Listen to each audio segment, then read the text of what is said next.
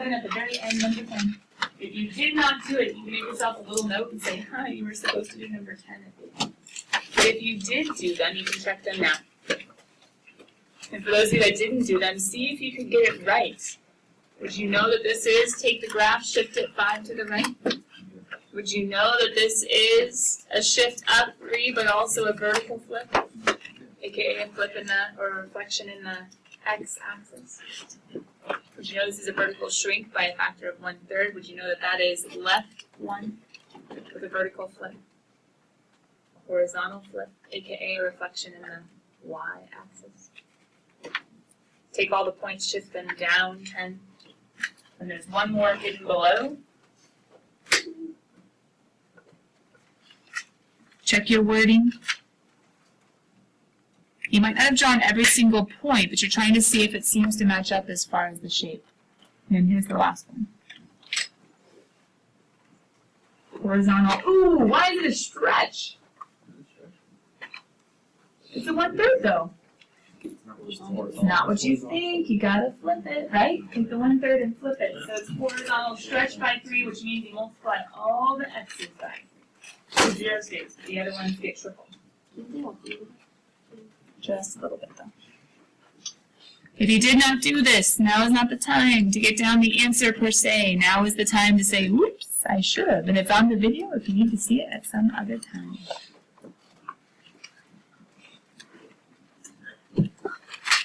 Alright, any quick questions on any of these transformations? Number 9, did it help a lot? Remember number 9 we did in the workspace all together? Yeah. Okay. Okay. Let's go to the end of section 1.8. Remember decomposing. I'm also going to, after we check number 52, it was the even decomposition one. After we check 52, I'm going to see if you guys have any questions on the odds or the evens, and we can look at them quickly.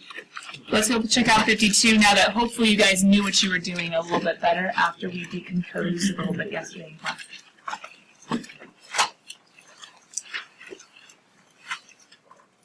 I think they told us just do an F and a G, right? Not even an F and a G and an H. Yeah. Does it make sense? The innermost, the G, would be this guy? Yes. Good.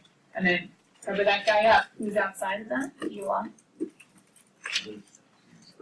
4 over somebody squared, and who do we put in the somebody spot? So that's the best way, and to be honest, I think that's probably about the only way for this one that you could have done it. They didn't say 3 pieces, they just said 2. So the inner one, 5x plus 2, and the outer one, 4 over somebody squared, put an x in that spot. You could have checked it and it would have worked out just fine. Alright, kiddos. What questions do we have on 1.8? Last night you were supposed to go and see if any of the problems you still were confused on. AJ? I just wanted to check 49? 44, okay. Check as in grade or check as in let's look at it together? Okay. So number 44, and then Jacob, do you have one? No. Someone else. Oh, 44 also. Any other ones that you guys had from homework on 1.8? Yeah. 49. 49. Anything else? Alright. Let's go ahead and peek at it really quickly. And then oh, that's not you guys. That's you guys. And as soon as we finish this, we can get back into our notes. So 1.8. And let's start with 44 because he comes first. Alright. This was weird for lots of different reasons, but I think the most important reason, like why it was weird compared to other homework, because they didn't give you F's equation, they didn't give you G's equation, right? What did they give you instead? Yeah, they gave you the actual graphs of the functions. So I need you guys to help out really quickly with what does this notation mean for A, 44A?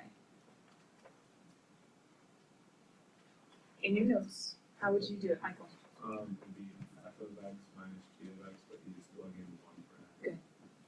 It is f of x minus g of x, but then since they said 1 instead of x, it comes out of 1. So, the way Michael said it was f of x, but x is 1. So if we know what x is, what are we looking for in the graphs up above to plug in? Do we know the x? We're trying to look for the y's. So when x is 1, go up to the graph. When x is 1, what would f be? 2. Yeah. So I get to plug in 2 minus, and I'm going to do the same thing for g. Can you guys do it on your own? What would g of 1 be? 3. Because you go to 1, see the point, it's at 3. So the final answer for 44a should be negative 1. Does that make sense? What changes when we have letter b? What's the formula for f times g? What's this mean again? Of 4. Good. How do I rewrite that? Good. F of x times g of x, but who am I plugging in instead of x? Because x is 4. So that tells me go to the graph, go to each graph, and say when x is 4, what is y? 4 for f. And what would it be for g? Oh. Well, anything times 0 is just itself. There you go. So you had to use the notation first of all, then you had to use the graphs to go find the y's to plug into the f of 1, and g of 1, to f of 4, and g of 4. So I went to the graph, 2, 3, 4. For f, I went up and said, what's the y? And it was 4. For g, I went to 4, and what's the y? Well, it's at 0. So 4 times 0 is just... Okay, 44 kind of good. Let's go check out 49. He was the other decomposing one, right? Yeah. How many functions was I looking for? 2 or 3? Oh, just 2. Okay, so I was just looking at f of g. So number 49, let me circle him real quick because there's a lot of stuff up on the board, right? There are different ways of doing it. Did anybody disagree with what the back of the book said? And you want to check and see if it's right? No one's disagreeing? Okay, so then we just want to ask ourselves the question, outer and inner. So we're trying to make h into an f of a g, and g is going to be the inside guy, f is going to be the outer shell. What did you guys all pick for the inside guy? Yeah, I would do that too, the x squared minus 4, right? My box is a little bit off, I apologize for that, but that's not going to happen. X squared minus 4. He's under the square root, so I would call him my g. And then what's outside of x squared minus 4? Yeah. So we would go ahead and just say, if f of g needs to be this guy, the cubed root of x squared minus 4, then I think that g needs to be the inside, f needs to be the outside, and we see the cubed root, but what do I need to plug inside since this hasn't gone in yet?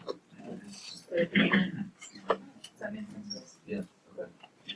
Look for the inside and look for what's on the outside, or what's the outer shell of that inside.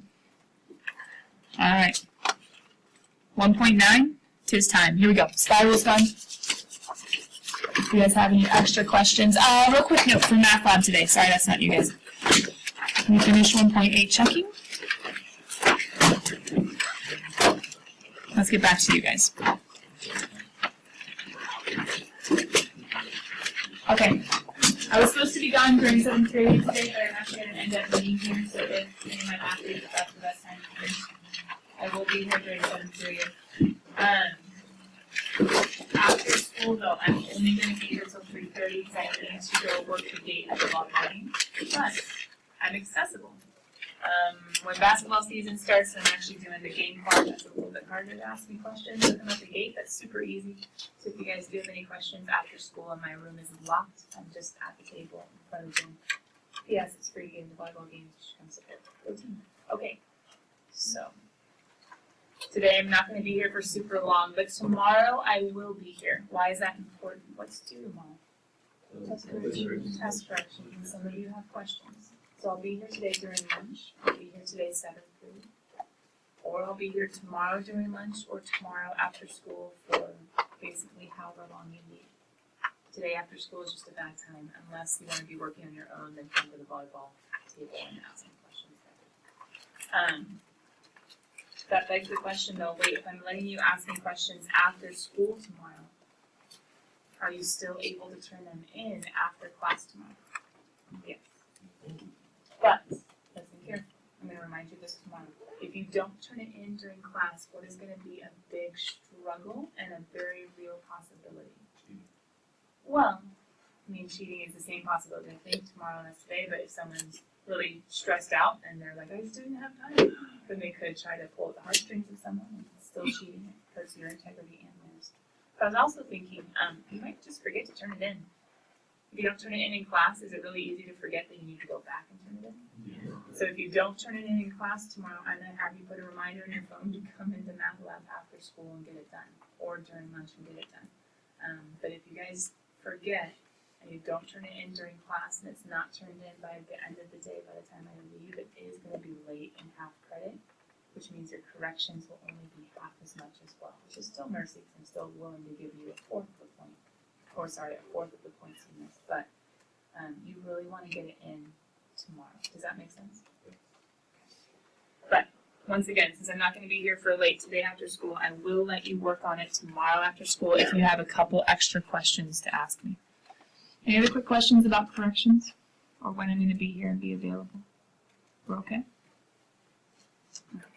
Here we go, section 1.9. What was the word that I wanted you guys to think about with inverses yesterday? Undo. Undo. And we had to watch out for notation. Remember, this little -1, when it's on the inside, does not mean what? Does not mean reciprocal.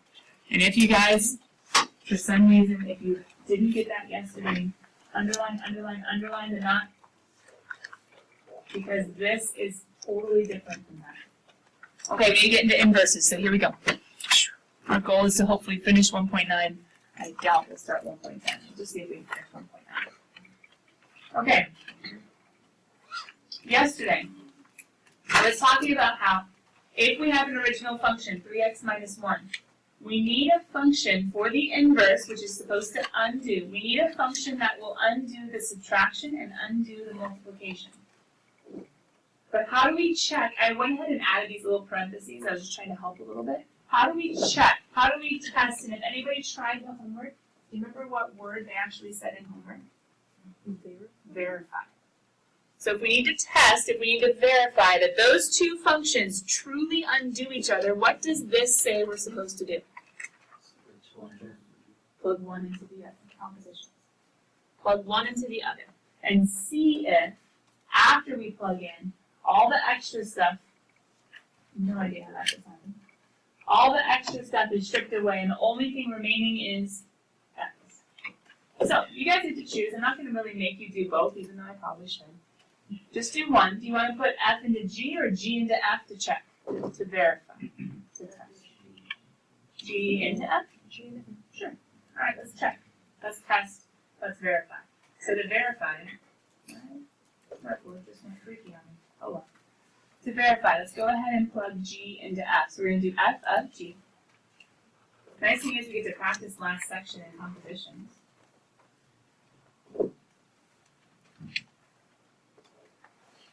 G is going to go into the argument of f. So you guys see where I got my 3 times somebody minus 1? From f's equation, 3 times somebody minus 1. Who's getting put inside that argument?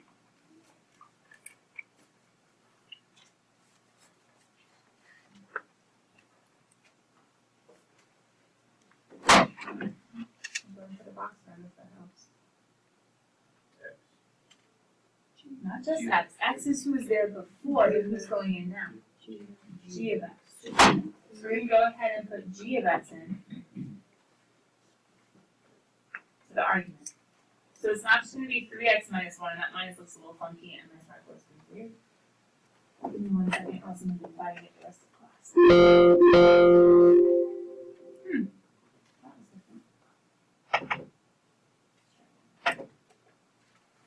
Blame it on the earthquake. It'll be there. I sleep through. And I was just saying for you. Maybe I spelled it. We're all like, Oh, I was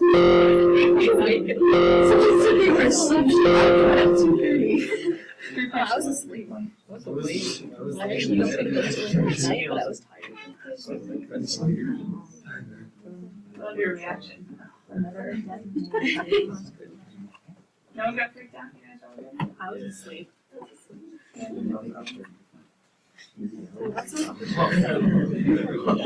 All right. We're coming back. So, we're taking f's formula. 3 times somebody minus 1. And you guys just helped me out right before my smartboard got funky. And you told me who needs to get plugged into the x. Because that's who's on the inside. So g of x needs to go in. I'm splitting this up into 2 steps. Who is g? 1/3 x. Plenty more room then, right? So we need to go ahead and plug in 3 times, let's put them in, 1/3 times x plus 1 minus 1. Alright, it's a little bit messy, but did we put who g is into the x of f? Yes. So PEMDAS will tell me how do I simplify. Yeah, I can get rid of the parentheses. Which one do you want me to get rid of? The outer by multiplying by 3 or the inner by multiplying by 1/3? Okay. I heard the inner, so I'm going to go ahead and move the 1/3 into the x and the 1. I still have the 3 on the outside. I still have a minus 1. Now what am I going to do? Yeah, I need to still get rid of more parentheses, right? So first I brought in the 1/3, now I'm bringing in the 3. What's 3 over 3 or 3 times 1/3? 1. Just 1. So it would be 1x plus 3 over 3 is 1. Now what? 1 minus 1 is 0. Who's the only guy left? Okay.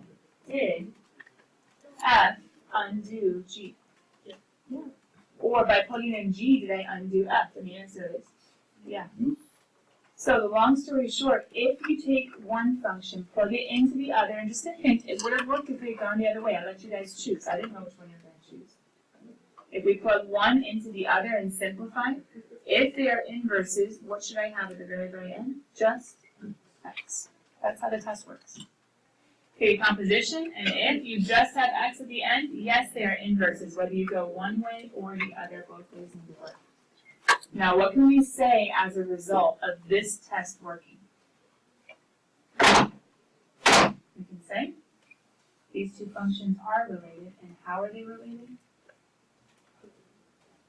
I can say, therefore, according to my test, g of x equals f inverse of x. G is just the name of the random function. I didn't know him or anything special about him from the very beginning.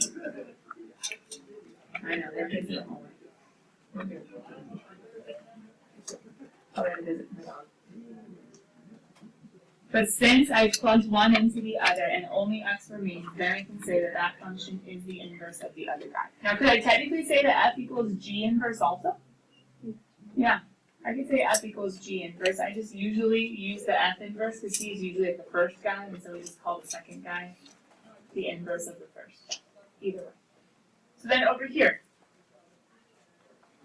how do you test? You plug one into the other, and if only an x remains, yes, they are inverses of each other. We can say, and actually even rename one to be the inverse of the other guy. But how do you find it yourself? Because I did this one yesterday, and I don't even think I really talked through how I did it.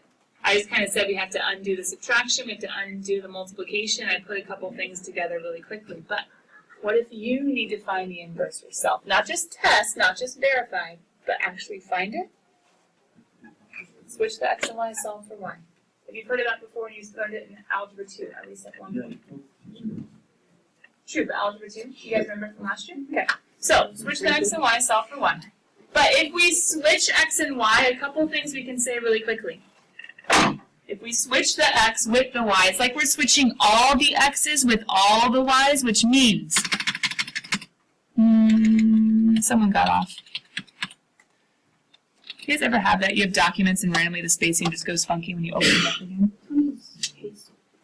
No idea why. Okay. If all the x's become all the y's and all the y's become all the x's, that means the domain, wait, what variables are domains of the original? Domain goes when x's, domain x.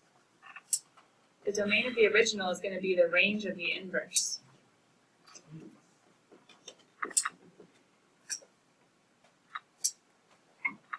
The domain of the original is going to be the range of the inverse. Because we're switching all the x's and y's. You can also think about this with points. All the x's and y's are going to flip for the inverse.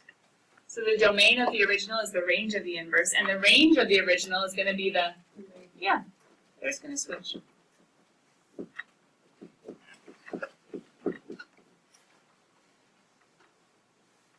So how do we solve? We switch the x and y, solve for y. And what does that mean? The domains and ranges switch. The points switch, the domains and ranges switch. And this little note over here, I wrote it down quick yesterday. I bet you guys probably just wrote it down today. Once we solve for y, we just have to remember kind of like this one. Once we solve for a new equation, it needs a new name. And if it is the inverse, we're going to call it the inverse. That's what this little note over here is for. Don't just call it y equals again. You have to call it the inverse because that's what you found. So let's go ahead and see what we have waiting for us as far as examples on the next page. Oh, that was too easy. Can you do a harder function? Sure. You guys know you get ready for homework, and homework doesn't give you easy stuff, right? And some of them. Usually gives you a couple. All right, let's do f of x equals.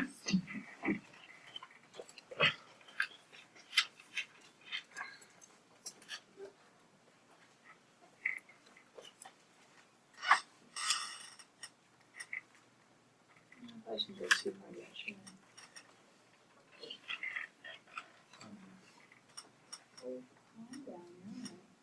Okay. 1 fifth x minus 1. Not do that. 1 fifth x minus 1.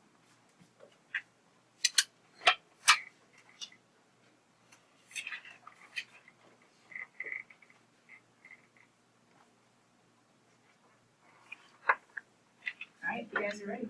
How do we find? How do we solve? Let's write in the notes. Switch the x and y, solve for y. Ready, set, not get started. Write down the function. Switch the x and y, solve for y.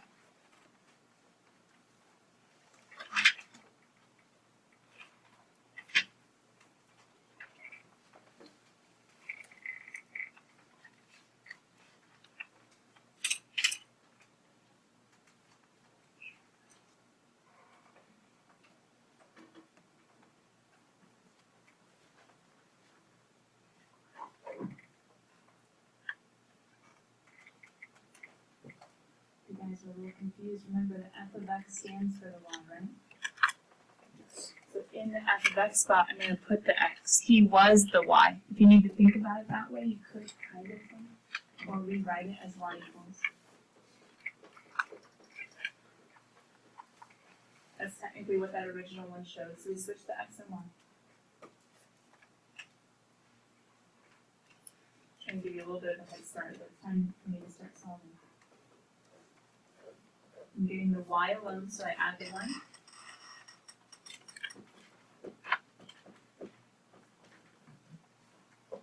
Some of you wouldn't like the next step. You would think you have to divide by 1/5, but what's another way of getting rid of that 1/5? Yeah. Multiply by the reciprocal. Careful, don't kill a seal. Put those parentheses in. The 5 needs to go to everybody.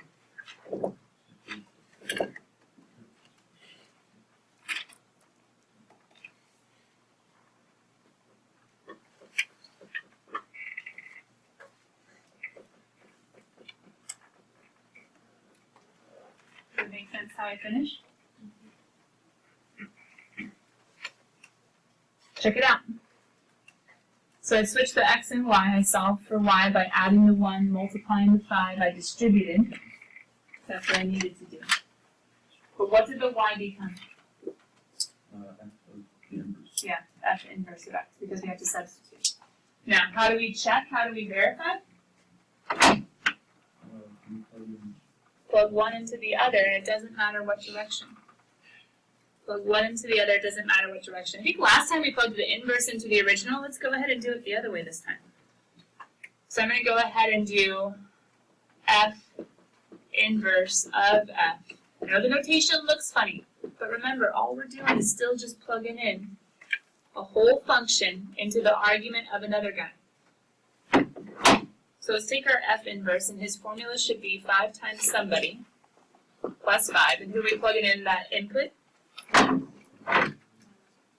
Yeah, the original. Yes, see what I did? So I'm taking one, plugging it into the other, and we should know what should happen at the end, right? Hopefully just X remains, everything else has been undone. And PEMDAS would tell us, have you guys already started distributing? Yes. 5 times 1/5 is just an X. 5 times -1. You can always tell if you did it right because what should happen?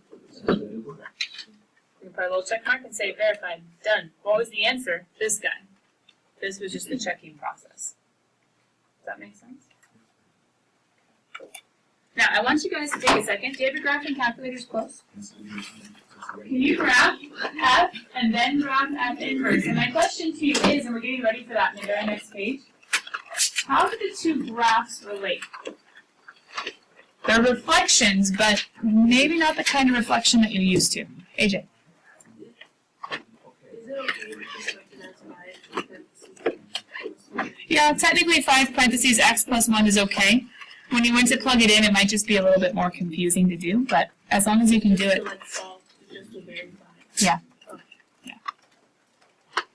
And remember, like in the back of the book, they might have like a different form, but as long as it means the same thing, you probably have the right answer. It's just maybe you have it factored and they don't, or vice versa. Alright, so we're trying to look at the graphs and say, are they related, and if they're related, how?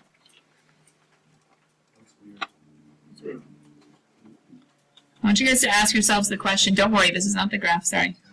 These are ones from yesterday. I'm telling you they are reflections, but can you figure out what they're reflections around or about?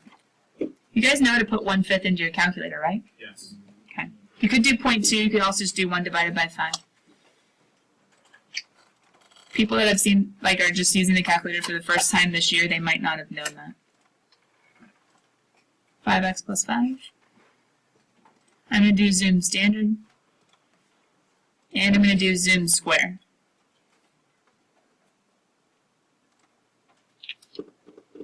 Do they look like reflections? There's one. There's. It's not like flipping it across the x-axis, right? It's not that one. It's not flipping it across the y-axis. If you were to fold it and make sure it's in half, where would you put that fold? Yeah, kind of the origin. And not just the origin, ironically enough, not just the point, because it doesn't flip like over and down. You would actually fold it along.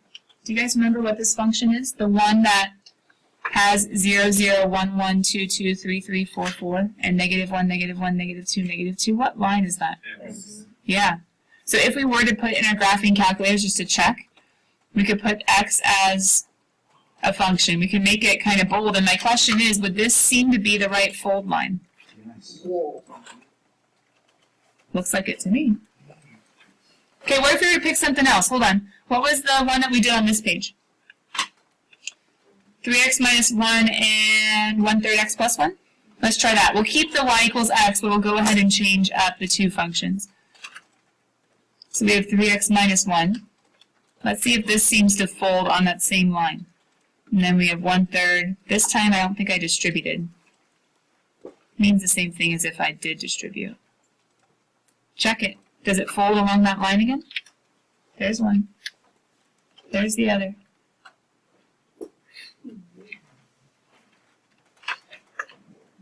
Let me show you a really funky one. One that we haven't solved for yet. What if I was to do x plus 1 cubed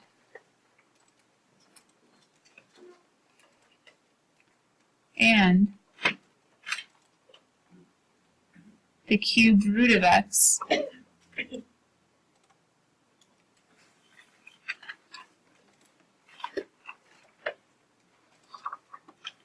minus 1. I'm just telling you these are inverses. My question is, can you tell by the graphs?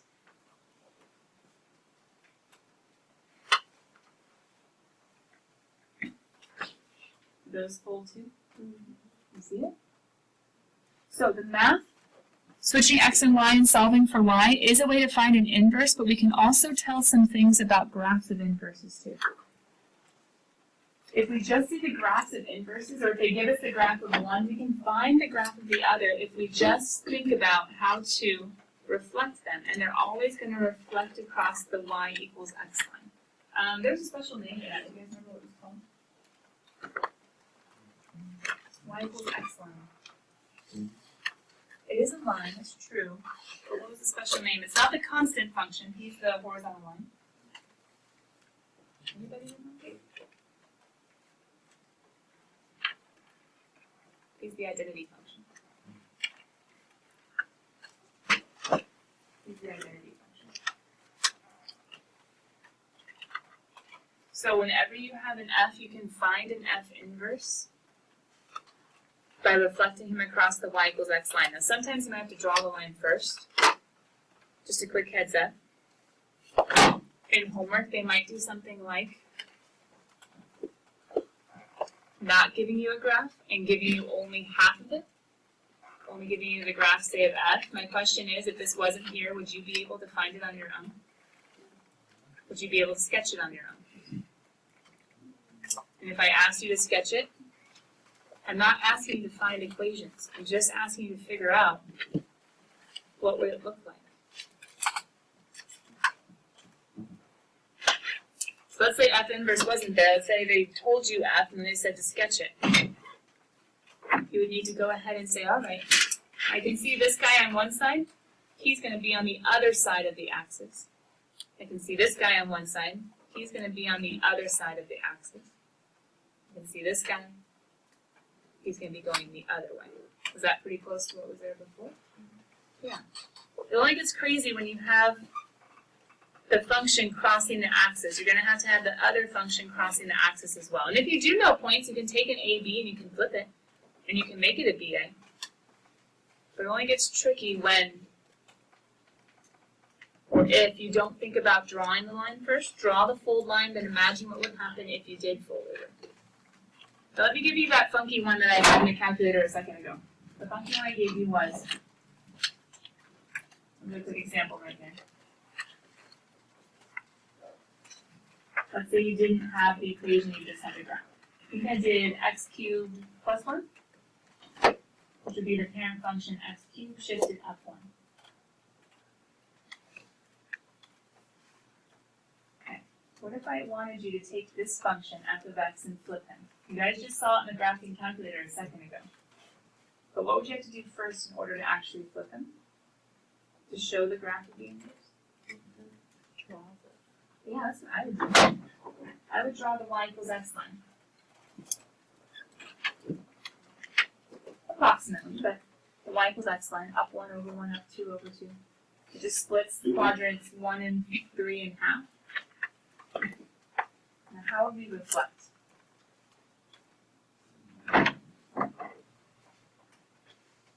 I would say piece by piece. Take the bottom piece. If it's on this side, where would the inverse be? On the side. On the other side, it needs to flip if you were to fold it. Something like that, ish, right? Okay, if this has a point at 0, 1, I should put that in black. If that has a point at 0, 1, where's the other graph going to have a point at? Yeah, it's going to have a graph or a point at 1, 0. So I need to go ahead and, after I cross the line, I need to curve into the point. So I'm going to curve into the point.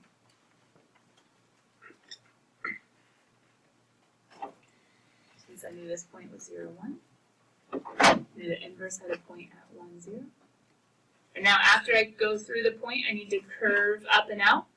I'm going to curve up and away from the axis. How close is that to what the graphing calculator shows? Pretty close. And if we zoom in, I bet we would even see it a little bit better. But you have your cube root. Oh, did I put in the other equation? Struggle. I did a different one on the board than I did in the calculator. What's the one I put in here? I shifted it left 1. What did I do here? I shifted it up 1. I was thinking of a different equation. So we'll go ahead and draw this equation or write this equation. I did x cubed plus 1. I just did a different equation in my head. But that's okay. We still were able to flip it. And it's going to work no matter what your function is. Inverses are always reflections across the y equals x line. Now, kiddos, here's an example of a basic one. We've already seen enough examples. My long story short was if you're trying to see or check if they're reflections, my advice would be to graph a y3 of y equals x and see if it folds. That's my hint. If you want to make a note of it, you can. We did it in the calculator though. To see if they're reflections, I would say graph y equals x and see if it's the fold line. Okay, so the equation, switch x and y, solve for y. Plug one into the other, everything's undone except for x. The graph, they fold, inverses fold across the y equals x line. How else do we see math? Order pairs. And the nice thing is, we kind of already talked about this. I'm just writing it down.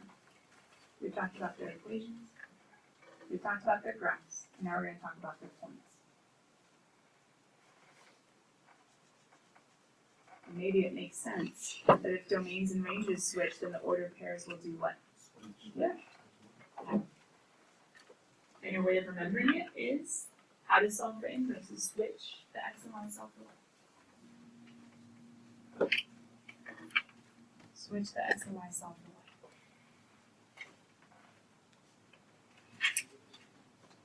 So does it make sense?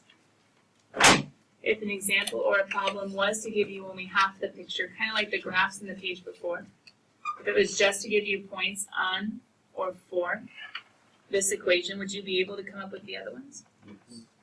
Right? Because you would look at -1, -5, and you would say, well, if that point's on the original, what point's going to be on the inverse? You would say, well, it's the flip, -5, -1, right? If 0, -3 is on the original, well then, -3, 0 must be on the inverse. If 1, -1, and it keeps going from there. All of them are going to flip, all the x's and y's are going to switch. Right? Are you going to like that kind of question if it comes in homework? Like, sweet. Let me just find some points and switch them all. Alright, we have one last slide, and it has to do with a special additive. So we talked about the equations, we talked about the graphs, now we talked about the ordered pairs or the tables. Last but not least, we need to talk about a special type of inverse. Got it? Or a couple of these still writing. Here we go. The last big idea, and it's pretty much just examples till the end. So,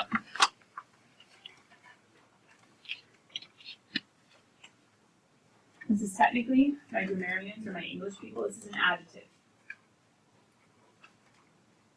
These two adjectives are actually synonymous. These both describe the exact same type of function. It's not every single type. It has to meet a certain characteristic, a certain qualification, but to be one-to-one or to be invertible, two synonymous adjectives. A function needs to have an inverse that is also a function. A function needs to have an inverse that is also a function.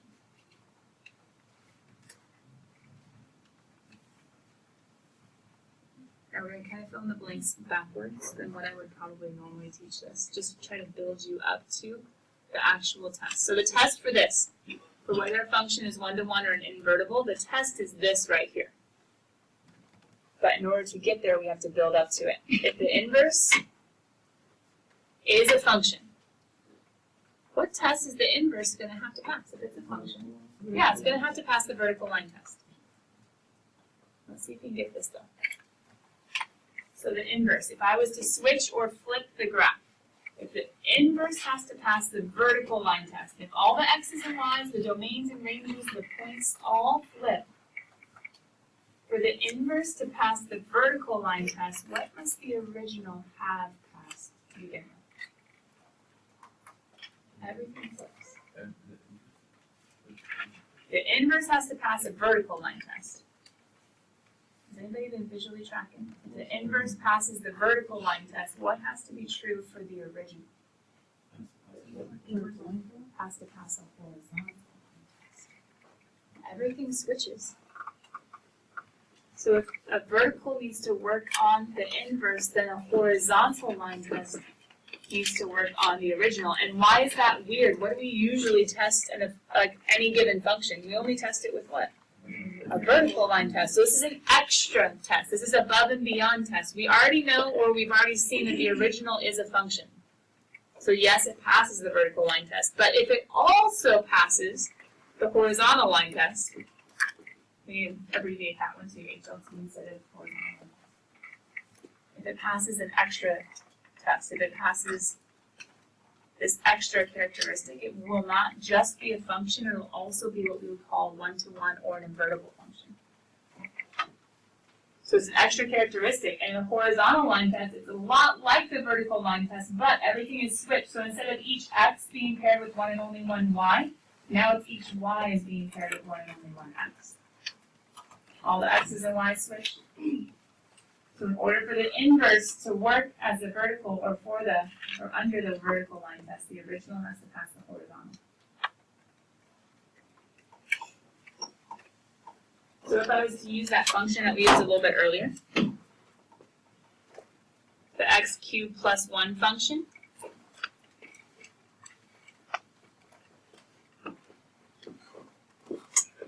that was the one I used on the page before. It wasn't the one I put in the calculator. I messed that up.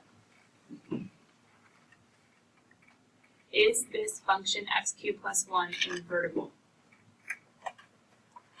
What test does it have to pass to be invertible?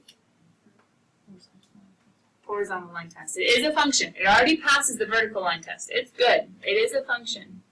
But for it to be an invertible function or a one-to-one function, it also has to pass, does it pass the horizontal line test?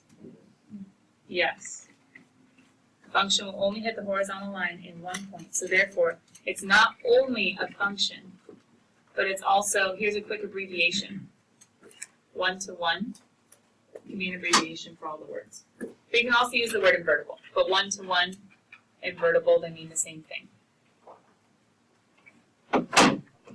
And so if you were to graph the inverse, which we just had a second ago, and that's a horrible picture of the inverse.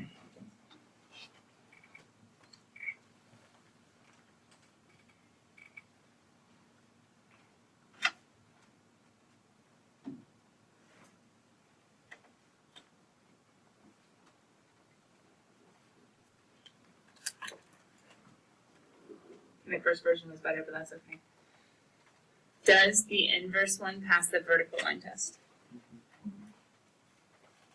Yes. And how did we know that? Because the original passed the horizontal line test. So if the original passes the horizontal one, when we flip it, the original will also pass. What that means is f inverse of x is a function. Okay, so this one-to-one characteristic. Check it with the horizontal line test. And if that checks, that means the inverse will be a function as well. Okay, so we have some examples. That is a really nasty reflection. See, that's why you're supposed to graph the y equals x line. Otherwise, you get nasty things like that. Los Santos. Am I asking if each of these are a function? Yes. No, I told you they're functions. Struggle. I'm asking if I was to invert them, would the inverses still be functions as well? But I don't need to actually find the inverses. We could sketch his reflection, we could sketch his reflection, we could switch all of those points, we could write all of the inverses and look at them. But we don't have to do that. We can look at what we have and say, okay, think of the vertical line test, but switch everything. So let's start with the graphs because they're easier. Is this guy going to pass the horizontal line test? No. He's a function. He passes the vertical line test, but does he pass the horizontal? No. No. So therefore, I can say this guy is not one-to-one, aka not invertible. But if I was to graph his inverse, can you guys see how his inverse is not a function? Yes. That thing fails the vertical line test. So that's what this tells me. Not one-to-one. If I was to flip it, yeah, no, that's not a function. But what about this graph? Yes. Oh yeah, he's a lot like the one we just did, right? This graph I would flip, if you wanted to look at it, this one is one-to-one. write out the word 1-to-1, you could write out the word invertible. But this one is 1-to-1. I would flip this side. That's the point 0, -1, so I have the point -1, 0. I would flip that part. Then I come into the point and I ricochet out. It's kind of the fish.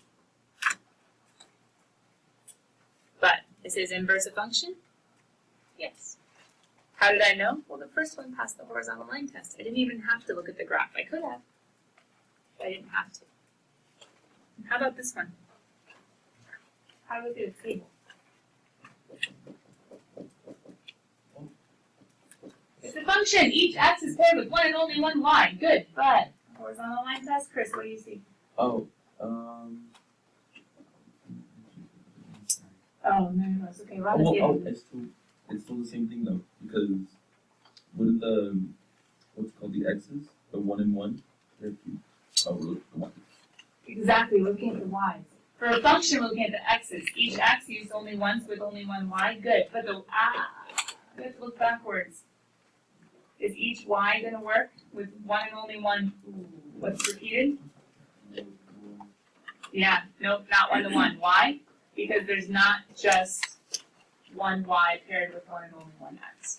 4 is repeated and 1 is repeated. So if we were to flip this table for the inverse, these would be the inverse's x's and it's going to fail as a function. Does that make sense? Alright, okay, so we got through everything you guys. Maybe something that might ask about the domain with inverses, but you know how to solve everything. So come tomorrow with homework fully attempted. If you have any domain questions, we'll look at it in homework. Sound good? Alright, bye guys. Thanks for watching. See you guys later. Remember, if you need help on correction, please come in.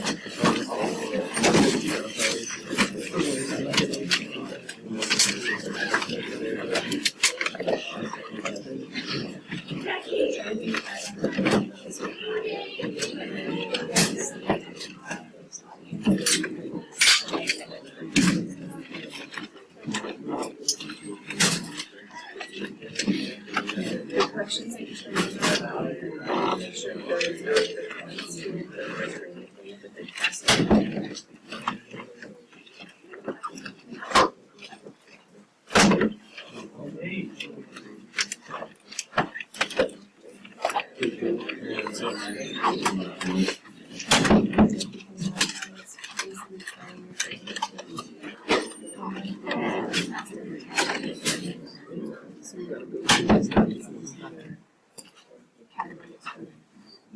We're having freaking 2 practices a week right now.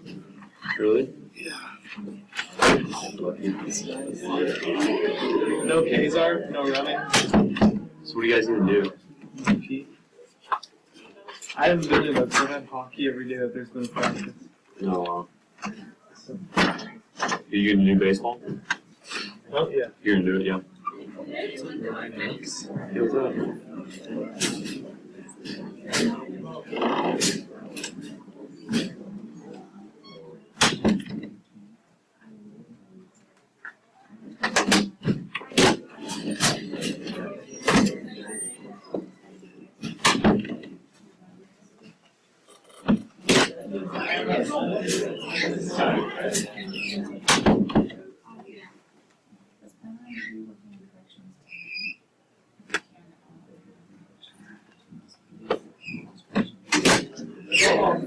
Good, I thought you were. Me, I was memorizing.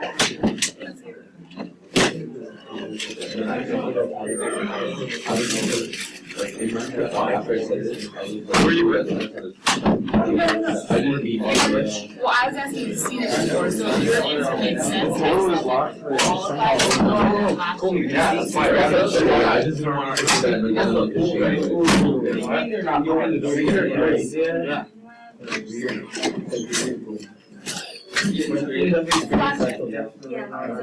You were asking. Do you have a very high one? You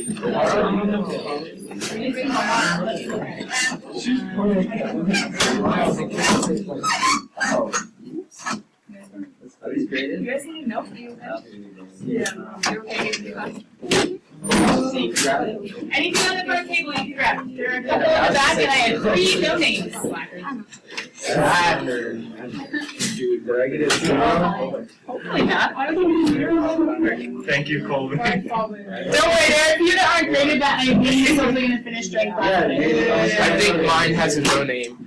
Who has white duct tape? Yeah, that's not mine. This one is. Write your name on the post-it. Post it on the desk. Write your name. Write your name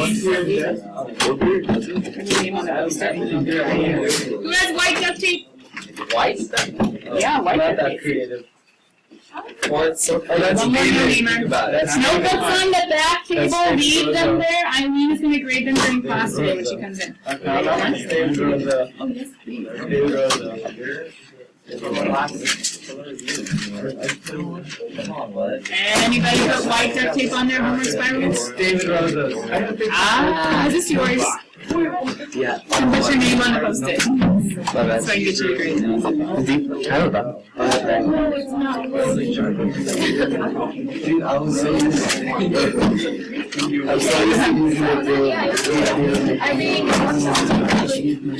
Any spirals on the back table? Leave. Wait. Eileen still needs to grade them. Did anybody else pick anything off the back table? If you took it, I won't grade it. It'll be a 0.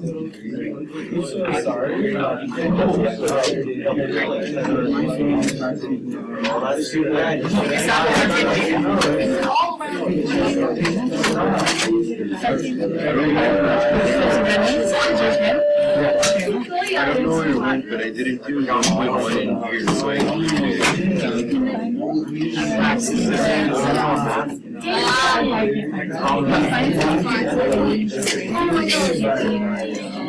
Watch me wear this and Oh, it's like gone there?